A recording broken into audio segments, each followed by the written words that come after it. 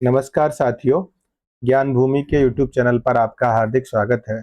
हम काव्य प्रकाश के 55वें एपिसोड में आज ध्वनि के 35 भेदों तक पढ़ेंगे। अभी हम पद प्रकाशता पढ़ रहे हैं। ध्वनि के मूल 18 भेद बताए जा चुके हैं।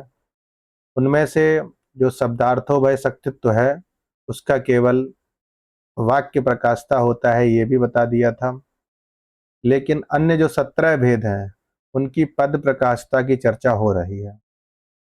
उसमें से आज हम अर्थ शक्त्युद्भव के कवि निबद्ध वक्तृ प्रौढ़ोक्ति के 4 भेद उदाहरण सहित समझेंगे। उन 4 भेदों में किस प्रकार एक पद से पूरा ध्वन्यर्थ हमें बोधित होता है, ये बात हम समझेंगे। चलिए आइए सीधे हम पीपीटी पर चलते हैं। आचार्य मम्मट के अनुसार क्या स्वरूप है कवि निबद्ध वक्तृ प्रौढ़ोक्ति में पद प्रकाशता का। ठीक है,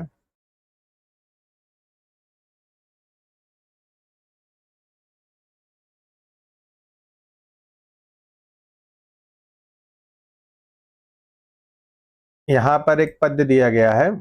नभ पूर्णिमा मृगांकस्य सुभग कस्त्वम असि भड़ मम सत्यम का सौभाग्य समग्रा प्रदोष रजनीव तवाद्य।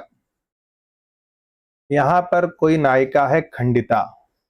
खंडिता नायिका उसको कहते हैं जिसका प्रियतम उसके साथ तो रमण कर चुका है लेकिन अब किसी दूसरे में अनुरक्त है, और उसके दूसरे में अनुरक्त होने के कारण जो पहली वाली नायिका है उसको बहुत महत्व नहीं दे रहा है। तो ऐसी परिस्थिति में जो खंडिता नायिका है, पूर्व उपभुक्ता या नायिका वर्तते सा नायिका कथयति व्यंग्य मुखेन नव पूर्णिमा मृगांकस्य।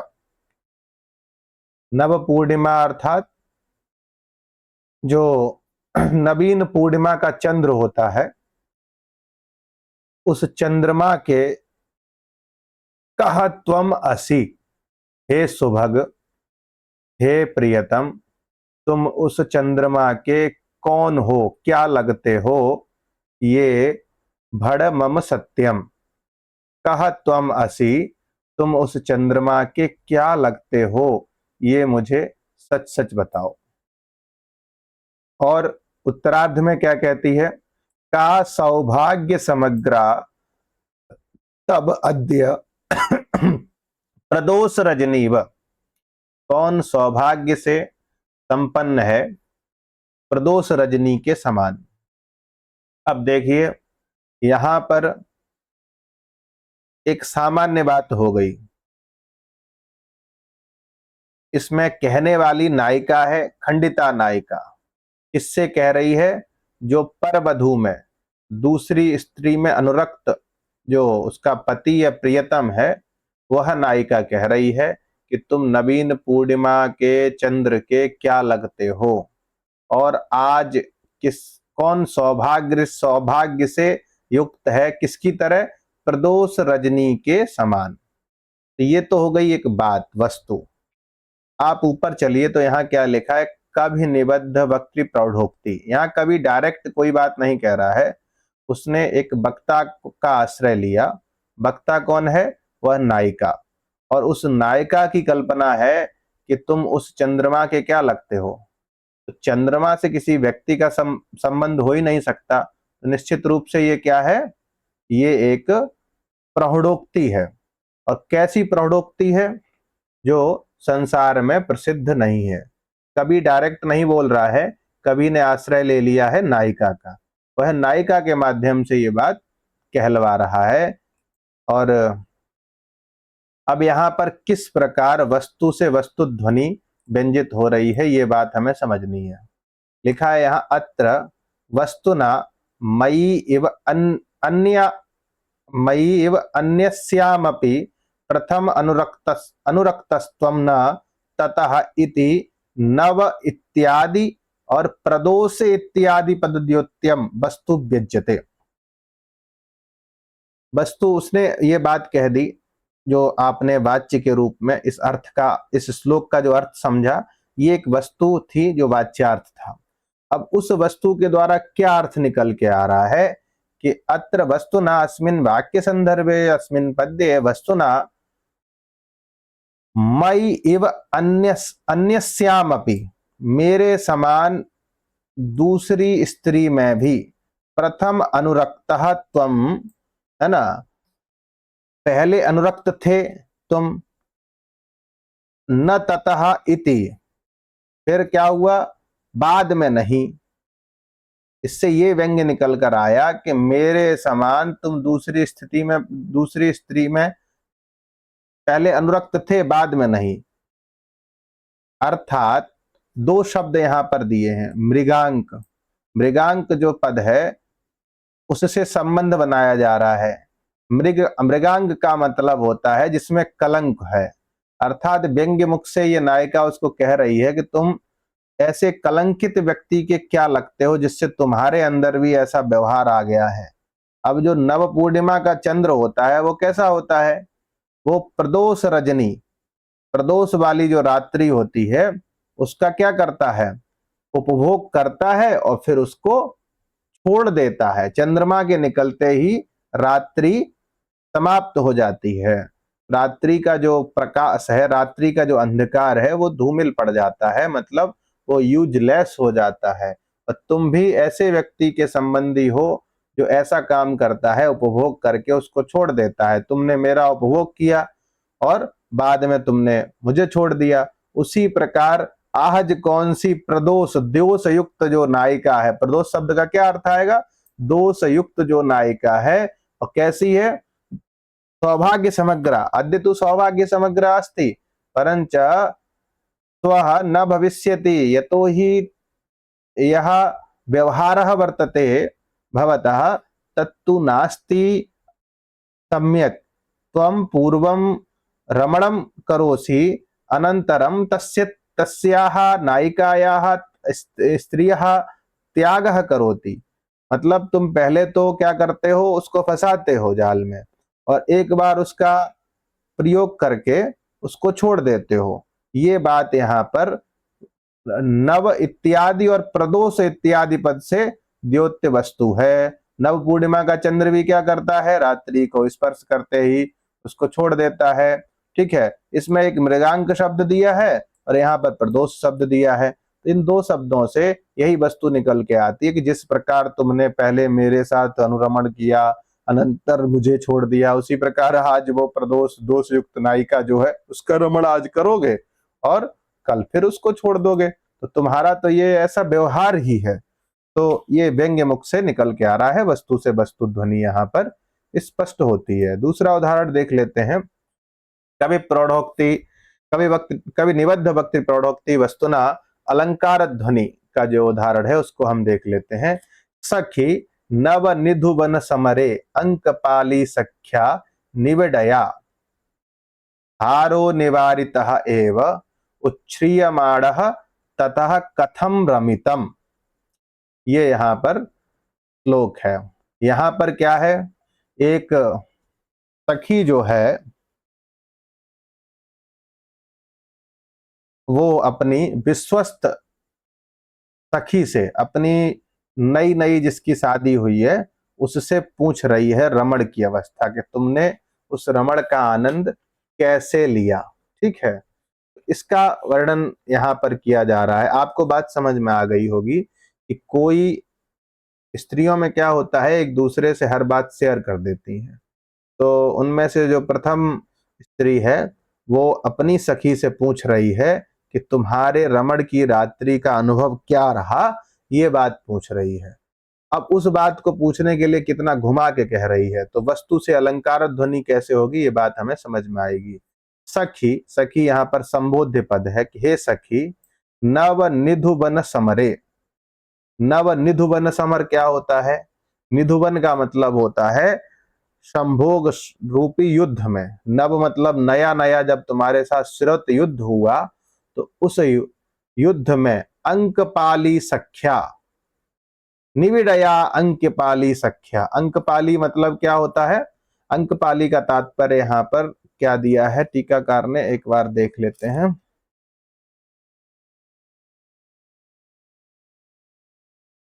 अंकपाली का मतलब है आलिंगन।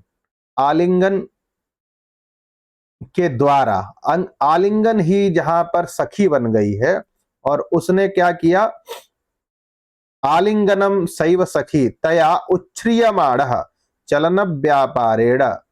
उच्छ्रियमाण अर्थात चलन व्यापार के द्वारा हृदयाभिघातम कुर्बन, अर्थात जब उसको गले लगाया, उसको गले लगाते ही आलिंगन ने क्या किया, हारः निवारितः, हार जो गले में तुम पहने थी वो तोड़ दिया। और उसके बाद तुमने कैसे रमण किया, ये बड़ा जानने वाली बात है। मतलब नवीन सूरत के युद्ध में दृढ़ अंकपाली सखी ने हार तो दूर कर ही दिया, तब तुम्हारा रमण कैसा हुआ। अब यहां पर कथम रमितम, ये जो बात है वह किस प्रकार यहां अलंकार को व्यंजित करेगी, यही बात यहां पर हमको समझनी है। तात्पर्य यह है कि एक सखी है, उसने पहली बार रमण किया। रमण के समय क्या होता है कि जो अलंकार पहने जाते हैं वो स्त्रियां उतार देती हैं ताकि वो चुभे ना किसी को, ऐसा ग्रंथकार का मानना है। तो यहाँ पर वही बात कही कि अब रमण के समय जल्दबाजी में क्या हुआ कि हार उतारना वो भूल गया नायक, तो तुम्हारे दृढ़ आलिंगन ने, निविड़ आलिंगन ने हार को क्या किया, निवारित कर दिया। जब खूब तेज गले लगोगे तो मोती एक दूसरे से टकराएंगे तो रस्सी टूटने की संभावना बनती है। तो वो जब टूट गया फिर तुम्हारा रमण कैसा रहा, ये कथम रमितम मतलब जो बात कही गई है उसी को समझना है। अर्थ आप समझ गए होंगे।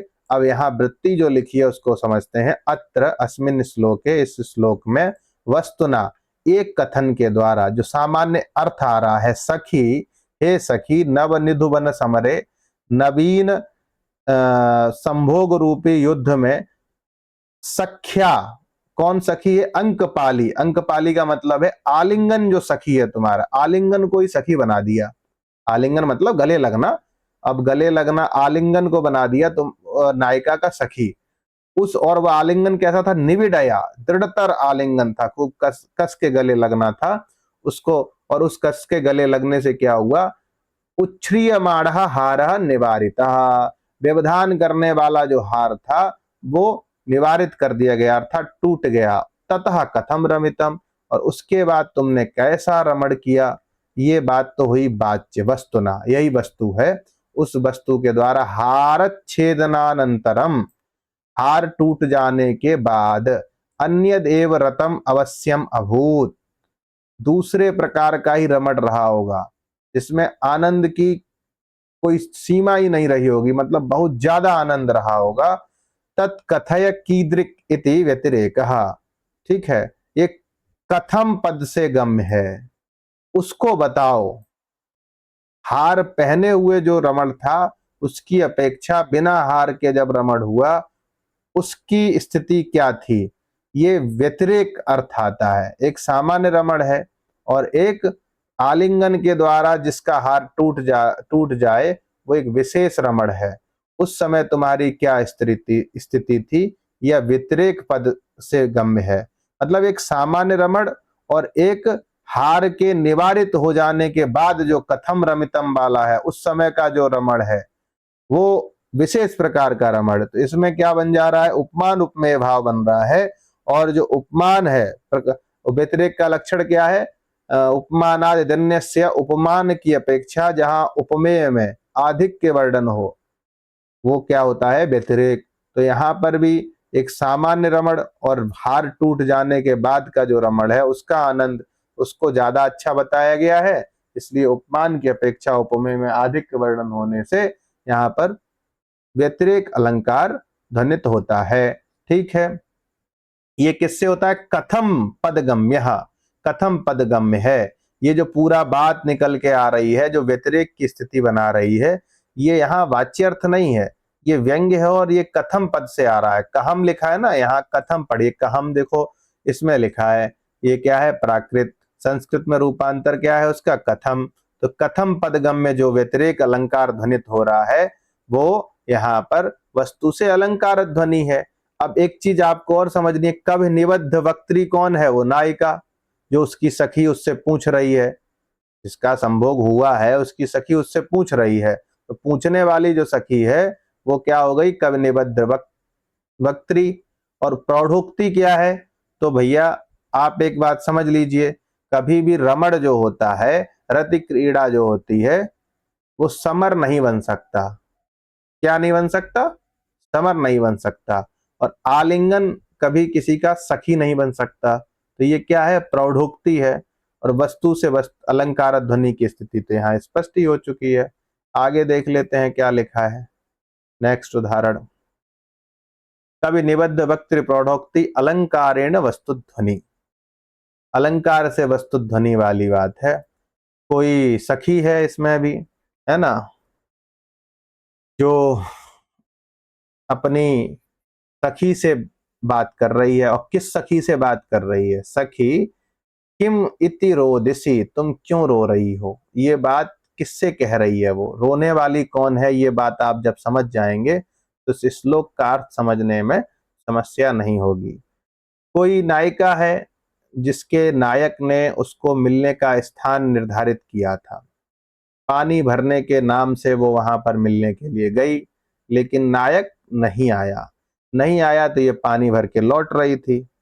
लेकिन जैसे ही रास्ते में एक घर में घुस रही थी, इसने क्या देखा कि वो जो नायक जिसने संकेत स्थान निर्धारित किया था कि वहां मिलना है, वो उसी तरफ जा रहा है।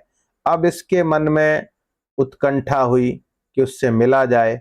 तो इसने क्या किया? जो घट था जो पानी भर के लाई थी, उस गले को घुमाया, विबलित बदना हुई, मतलब गर्दन को थोड़ा सा घुमाया, और स्कंधे गृहीत्वा घटम हा हा नष्ट, और कंधे पे घट लिया और घट क्या दिया? पटक दिया। घट गया टूट, है ना।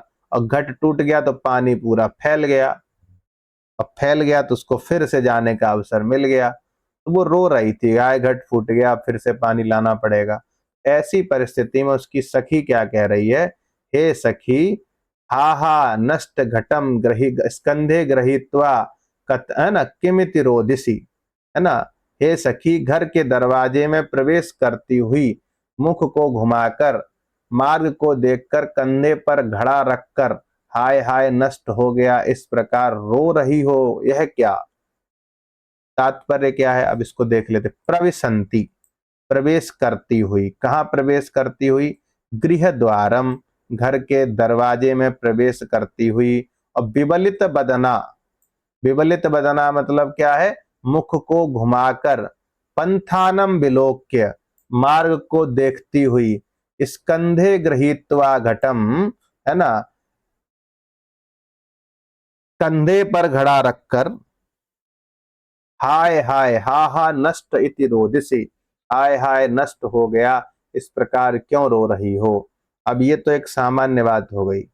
अब इसमें क्या चमत्कार है उसको ये वृत्ति के माध्यम से आचार्य मंबट ने समझाया है। अत्र हेत्वलंकारेण, हेत्व अलंकार की बात आएगी तो हम हमेशा आपको ध्यान रखना है, हेत्व अलंकार के नाम से आचार्य मम्मट काव्यलिंग अलंकार कहते हैं। हेत्व अलंकार कोई अलग नहीं है, काव्यलिंग अलंकार है, जहां जिसका लक्षण है हेतुर वाक्य पदार्थता, वाक्य की हेतुता हो या पदार्थ की हेतुता हो, उसको कहते हैं काव्यलिंग अलंकार। तो हेत्व अलंकार क्या है? घट फूटने में, है ना, क्या है? नष्ट इति हेतु रोदिसी, घट नष्ट हो गया है इसलिए रो रही है। रोने में हेतु क्या है?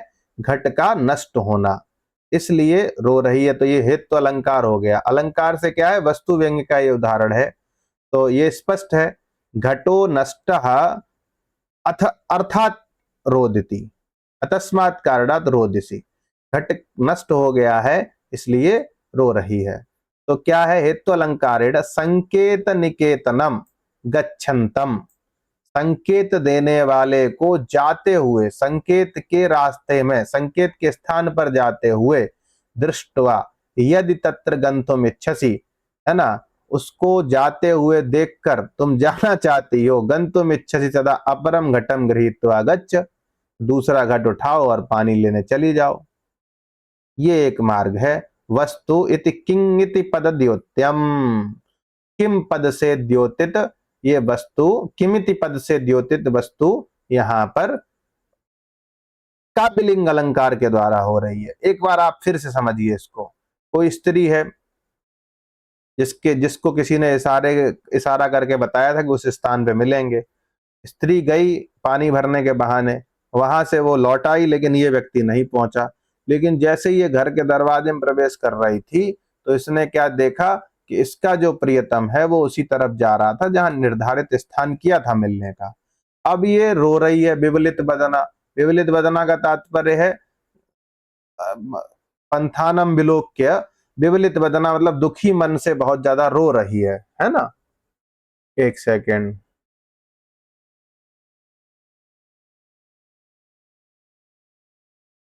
हाँ, तो रो रही है। तो कह रही है रो क्यों रही हो, जब घट फूट ही गया है दूसरा घट उठाओ और पानी भरने के बहाने फिर से चलिए जाओ, आराम से वहां रमण कर लेना। तो ये यहाँ पर हेतु अलंकार, अलंकार से ये पूरी बात निकल के आ रही है। संकेत निकेतनम गच्छन्तम, संकेत के स्थान पर जाते हुए उस प्रियतम को दृष्टवा यदि तत्र गंतुम इच्छसि, यदि तुम वहां जाना चाहती हो तो दूसरा घड़ा लो और उसको ग्रहण करके जाइए। ये वस्तु ध्वनित हो रही है किससे, अलंकार से। और इसमें कौन से पद की प्रकाशता है, तो किमिति पद जो दिया है, ये पद दिया है किमिति रोदिसी, रोने वाली। इसमें क्या बात है, ऐसे हम लोग कह देते हैं ना, विकल्प है तो उसका प्रयोग करिए, रोने से क्या होगा। तो वही वाली यहाँ पर वस्तु व्यंजित हो रही है अलंकार से। तो ये हो गया अलंकार ध्वनि का। यहाँ पर 17 लिखा होना चाहिए था, तो आप लोग 17 कर लीजिए। और ये ध्वनि का पद प्रकाशता का अंतिम उदाहरण है कवि निबद्ध वक्ति प्रौढ़ोक्ति अलंकार से अलंकार ध्वनि का ये उदाहरण है। ठीक है, इसको भी समझ लेते हैं। क्या लिखा है इसमें, विशृंखलाम त्वाम सखी दृष्ट्वा कुटेन तरलतर दृष्टिम द्वार स्पर्श मिसेड़ आचात्मा गुरुक इति पातयित्वा विभिन्न। अच्छा, इससे पहले वाला जो पद था, एक सेकेंड, इससे पहले यहाँ आप 16 ही रहने दीजिए। इससे पहले वाला जो पद है, ये जो हम अभी पढ़ रहे थे, उसमें क्या हुआ, क्या क्रियाएं की गई। सर को घुमाकर देखना, घड़े का फूटना, रोना, इनमें कुछ भी ऐसा नहीं है जो लोक में संभव न हो। अतः ये वाला जो उदाहरण है ये स्वतः संभवी ध्वनि का लग रहा है। इसलिए आचार्य मम्मट को भी अरुचि थी और उन्होंने दूसरा उदाहरण यहाँ पर कवि निबद्ध वक्तृ प्रौढ़ोक्ति का दिया। इसीलिए यहाँ लिखा है यथा बा, अर्थात एक और उदाहरण है। आप ऊपर वाले उदाहरण में अगर स्वतः संभवी की स्थिति आपको लग रही है तो इस उदाहरण से आप समझिए, इसमें निश्चित रूप से आपको कवि निबद्ध वक्तृ प्रौढ़ोक्ति वाली ही ध्वनि समझ में आएगी। क्या प्रसंग है कि कोई नायिका किसी स्थान पर गई जहां उसने संकेत किया था प्रियतम ने, लेकिन जैसे ही घर पे लौटी तो उसका घड़ा टकरा के फूट गया। तो उसकी सखी कह रही है, क्या कह रही है, विशृंखलाम त्वाम सखी दृष्ट्वा कुटेन तरलतर दृष्टिम।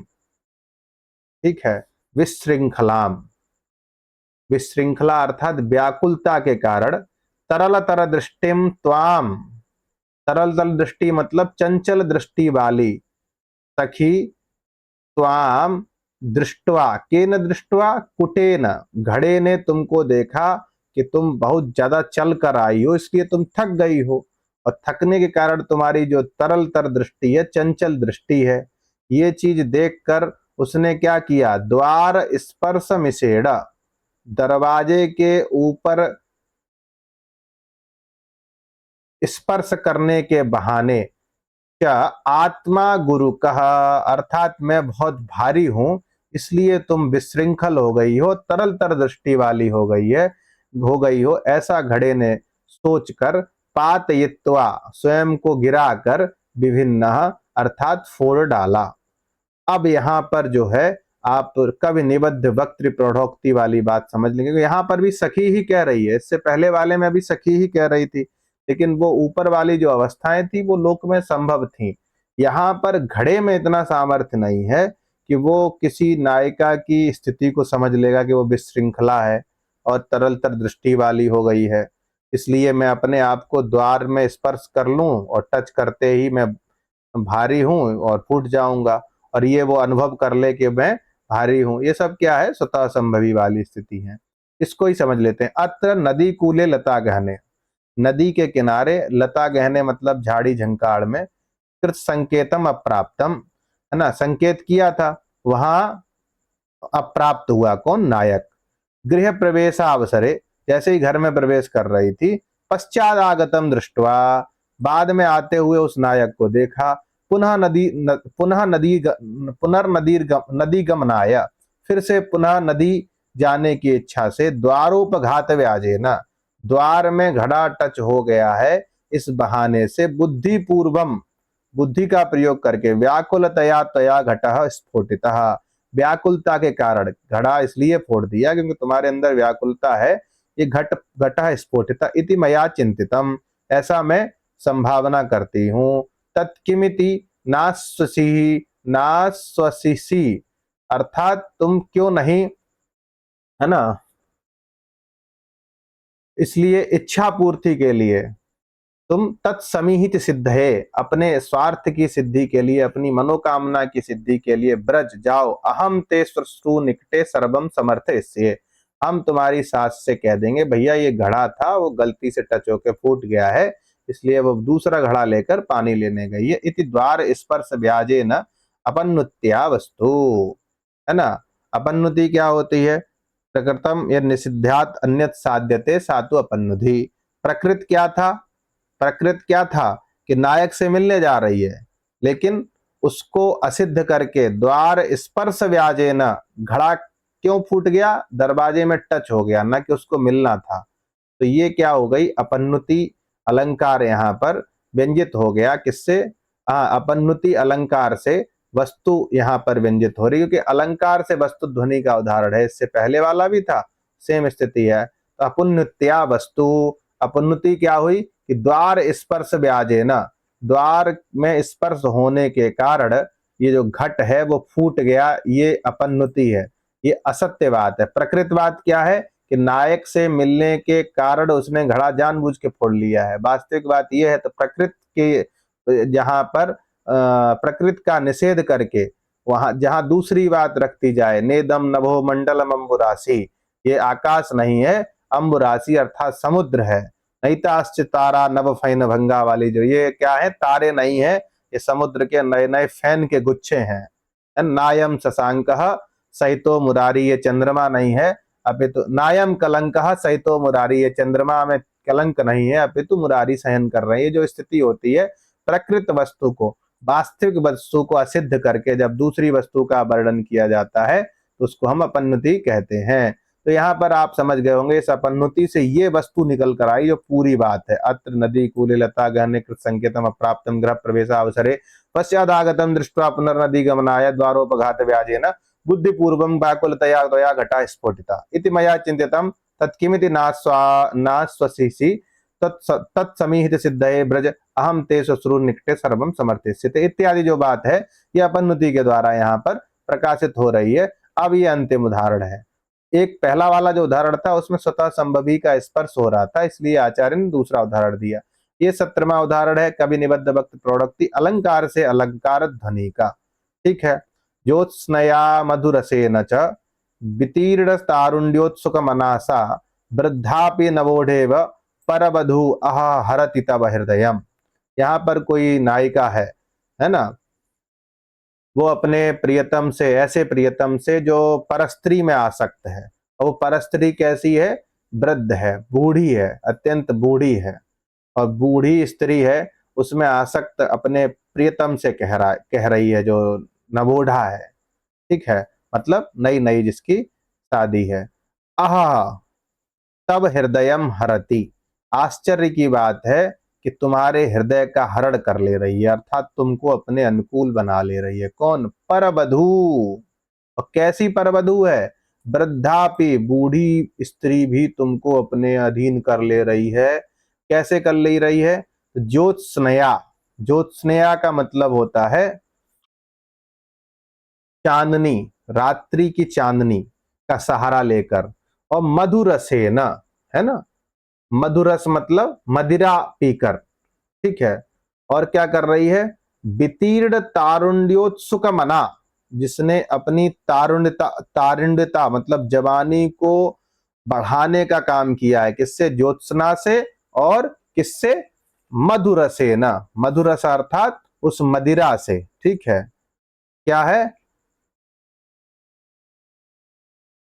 यह तारुण्यम, जो तारुणता दी है उससे तुम्हारा जो हृदय क्या है, उत्सुक मना, सह तब हृदयम हरति, जिसने अपने तारुण्य को उत्सुक कर लिया है, तरुणता जवानी को फिर से प्रज्वलित कर रही है। मतलब कोई बूढ़ी स्त्री है, उसमें काम की अवस्थाएं बची नहीं है, लेकिन फिर भी वो मदिरा पीकर चांदनी के सहारे क्या कर रही है, अपने आप को क्या बना रही है, जवान बना रही है। यही ना लिखा है इसमें, अहा इति खेदे वृद्धापि सा नायिका ज्योत्स्नया चंद्रिकया मधुरसेन मध्य आस्वादेन च वितीर्णं दत्तं यत् तारुण्यं तेन उत्सुकं रताविलासं मनः यस्या सथा भूतापि यतः परवधूवतो नवोढे इति तव हृदयं हरति। न तो सौंदर्यादि निमित्तानंतरात् इति, मतलब सौंदर्य से तुम्हारा वो हरण नहीं कर रही है, वो किससे कर रही है, मदिरा आदि पी के खुद को जवान बना रही है। यहाँ पर क्या, काव्यलिंग है ना, काव्यलिंग अलंकार है।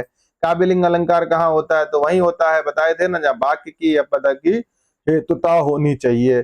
काव्यलिंग कैसे होगा, अत्र पदु परवधुत्वम चित्त हरणे हेतु, तुम्हारे चित्त का जो हरण हो रहा है उसका मेन कारण है परवधू है, वो अपनी स्त्री के प्रति किसी का मन नहीं करता रमण करने का, भले ही वृद्धा है लेकिन वो दूसरे की स्थिति स्त्री है, इसलिए तुम्हारा उसके प्रति क्या कहते हैं, आकर्षण है।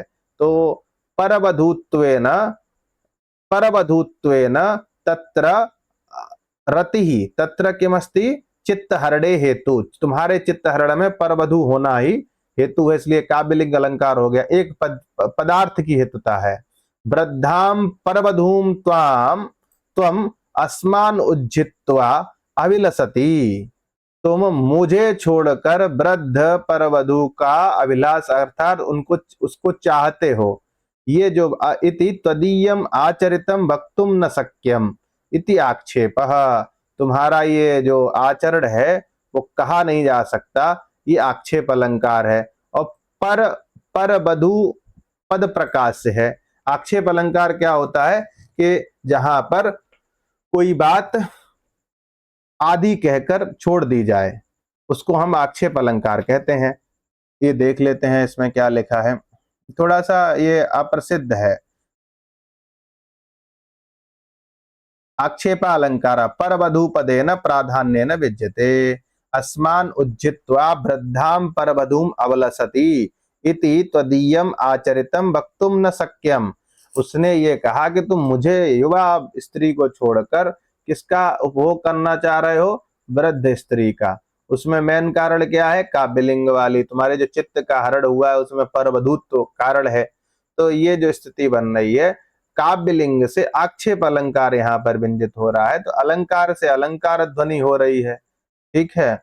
और एसु कवि निबद्ध वक्तृ प्रौढ़ोक्ति मात्र निष्पन्न शरीर, ये कवि निबद्ध वक्तृ प्रौढ़ोक्ति मात्र निष्पन्न जो शरीर है उसके ये चारों भेद हो गए।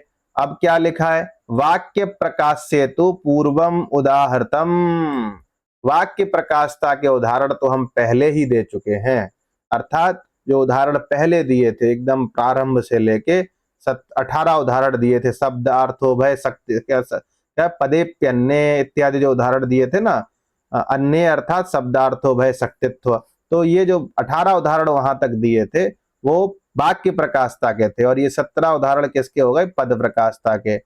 अब यहाँ क्या लिखा है, शब्दार्थो भय शक्त्युद्भव वस्तु पद प्रकाश्यो न भवती, जो शब्दार्थो भय शक्तित्व है, जो मतलब उभय शक्तित्व ध्वनि है, इसका क्या था उदाहरण, अचंद्रा चंद्राभरणा समुद्दीपित मनमथा तारका तरलास्यामा सानंदम न करोति कम इत्यादि जो उदाहरण था उभय शक्तित्व का, उसमें पद प्रकाशता नहीं हो सकती, इसलिए पंचत्रिंशद भेदाः, ध्वनि के 35 भेद होते हैं।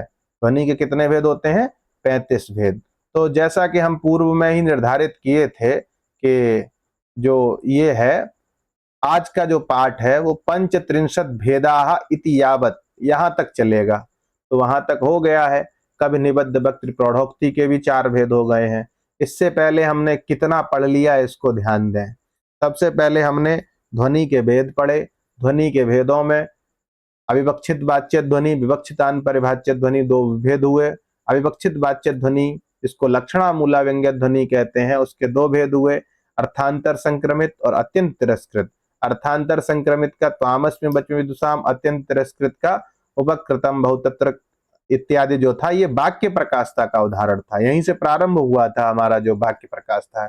उसके बाद इधर जो अविवक्षितान परिवाच्य ध्वनि थे उसके 2 भेद हुए, संलक्ष्य क्रम और असंलक्ष्य क्रम।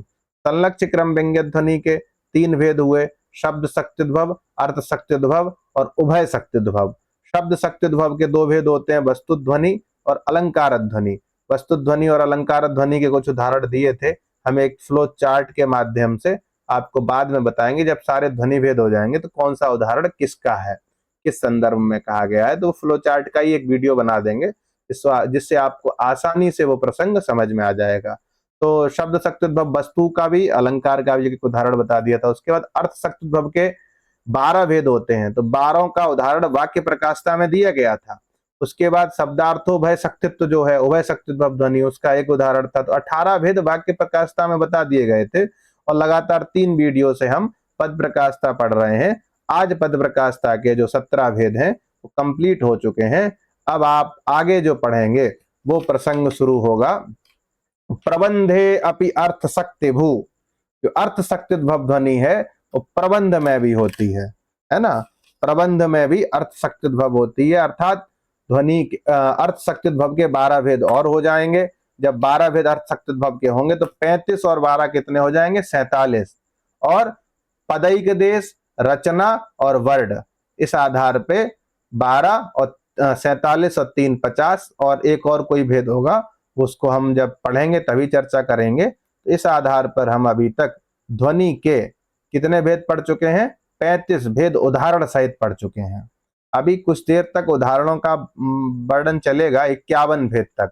1/50 जो ध्वनि के भेद हैं वहां तक उदाहरण चलेगा, फिर सामान्य रूप से बता दिया जाएगा कि ऐसे करके ध्वनि के 10,555 भेद होते हैं और उनके कैसे उदाहरण होते हैं। एक एक उदाहरण पढ़ लेंगे। अभी लगभग 95 उदाहरण, कितने उदाहरण पढ़ चुके हैं हम लोग? 92 उदाहरण पढ़ चुके हैं। और ये जो चतुर्थ उल्लास है वो 120 उदाहरण तक है लगभग।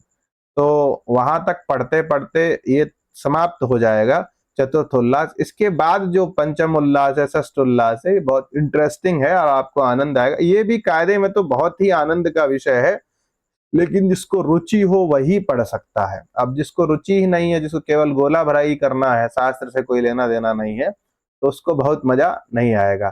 तो हमारा आपसे एक ही निवेदन है, काव्य प्रकाश के एक एक शब्द, एक एक पद का अर्थ जानिए।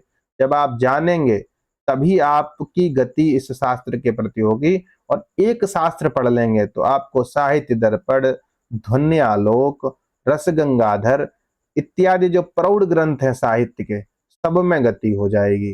तो जो हम निवेदन कर रहे हैं आपसे, उसका ध्यान रखिए और उसका निरंतर अभ्यास करते रहिए। अभ्यास करेंगे आपका शास्त्र मजबूत होगा। एक चीज का और ध्यान रखिए, जैसे कोई शब्द है, कोई प्रसंग है, कोई प्रकरण है, अगर आपको नहीं समझ में आ रहा है तो हमको कमेंट के माध्यम से अवगत कराएं। कमेंट करेंगे आप तो हम उसको पढ़ के अग्रिम वीडियो में उसका समाधान करने का प्रयास करेंगे। हम कमेंट पढ़ते हैं और उसके समाधान के लिए हम तत्पर भी हैं। पहले भी बच्चों ने बहुत कमेंट्स किए थे, अब उनके उत्तर उनको मिल रहे होंगे। जैसे एक बहुत सबसे शुरू में ही एक बालक ने कमेंट किया था कि जो नियतिकृत नियम रहिताम है उसमें वस्तु ध्वनि कैसे है। अब आपको समझ में आ रही होगी कि वस्तु ध्वनि का स्वरूप होता क्या है। तो जब आप धीरे धीरे पढ़ते जाएंगे तो आपकी सारी जिज्ञासाएं शांत हो जाएंगी। लेकिन बस करना क्या है कि निरंतर पढ़ना है और पुस्तक खोल के पढ़ना है। यहाँ पीपीटी प्रेजेंटेशन चल रहा है, एक एक उदाहरण एक स्लाइड में बनाया जाता है, उसका प्रेजेंटेशन होता है, उससे काम नहीं चलेगा। आप पुस्तक रखिए और जो लिखने के लिए अंश है उसको लिखिए और जो प्रसंग है उसको ध्यान से दिमाग में बिठाइए। वैसे तो टीकाकारों ने बहुत कुछ प्रतिपादित कर दिया है, लेकिन फिर भी अब वही बात है, टीकाकारों ने सरल किया गुरुजनों के लिए, गुरुजनों ने पढ़ाया हमको, और हम आपके सामने चर्चा कर रहे हैं। तो इसके सरलीकरण का प्रयास हो रहा है, और युग के आधार पर क्या होता है ना, शैली भेद हो जाता है। पहले आचार्य, अब आप संकेत टीका पढ़िए, बहुत कठिन है। नागेश भट्ट की टीका पढ़िए, बहुत कठिन है। अब धीरे धीरे सरलीकरण चल रहा है। सरलीकरण की प्रक्रिया में हम भी एक तरह से ऑब्जेक्ट है, आपको बता रहे हैं, सब्जेक्ट का प्रतिपादन कर रहे हैं। ठीक है, हम लोग पढ़ते रहेंगे।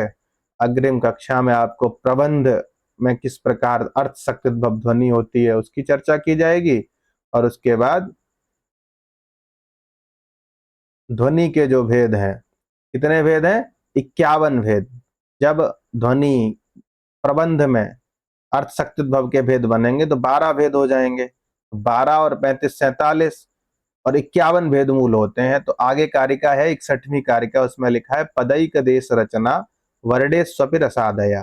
तो पद के एक देश में, रचना में, वर्ण में और रस में, ये 4 भेद और जुड़ जाएंगे। तो 47 और 4 51 ध्वनि के मूल भेद हो जाएंगे। यहाँ कुछ उदाहरण दिए हैं 51 भेद के संदर्भ में, और 51 भेद के बाद की जो स्थिति है उसकी चर्चा की जाएगी। 51 भेद तक फिर आगे लिखा है भेदास तदेक पंचाशत, फिर तेसाम चान्योन्य योजने संकरेण त्रिरूपेण संसृष्टि चैक रूपया। 51 का 4 में गुणा करेंगे तो कुछ भेद हो जाएंगे। ठीक है, फिर उनका भी गुणा किया जाएगा, अनुग्राही अनुग्राहक तया। तो वेद खाव्य चंद्र सरे से खेन्दवा वाली स्थिति बनेगी। फिर 4-5 उदाहरण देने के बाद आचार्य मम्मट एक उदाहरण देंगे और ये बात खत्म हो जाएगी। मुझे लगता है अगर हम लोग 3-4 वीडियो पढ़ेंगे तो ये प्रसंग समाप्त हो जाएगा। ठीक है, अगली कक्षा में मिलते हैं, तब तक के लिए आपको नमस्कार, धन्यवाद।